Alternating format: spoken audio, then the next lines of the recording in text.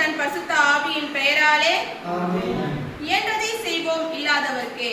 தமிழர் என்று சொல்லடா, தலை நிமிர்ந்து நில்லடா. மனிதநேய தலைவர் கேப்டன் அறக்கட்டளை நடத்தும் 84வது வருட வறுமை ஒழிப்பு பயணம்.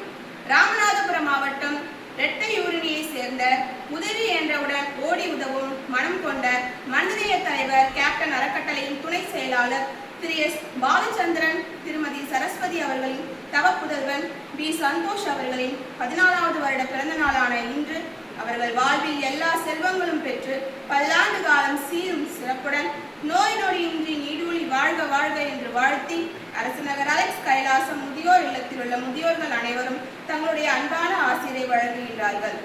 இன்று அரசுநகர் அலெக்ஸ் கைலாசம் முதியோர் இல்லத்திற்கு முழு நேர உணவு வழங்குபவர்கள் அப்பா திரு எஸ் பாலச்சந்திரன் அவர்கள், அம்மா திருமதி சரஸ்வதி அவர்கள் மற்றும் குடும்பத்தினர்கள்.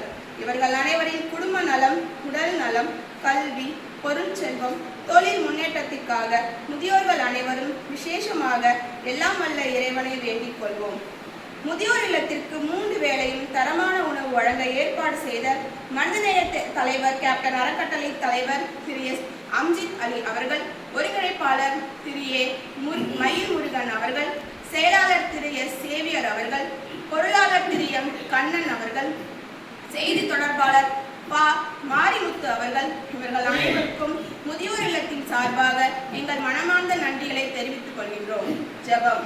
எங்களை அதிகமாக நேசிக்கின்ற அன்பின் பிதாவே, உமக்கு நன்றி செலுத்துகின்றோம். இந்த காலை உணவை கொடுத்த கரங்களை ஆசீர்வதியும்.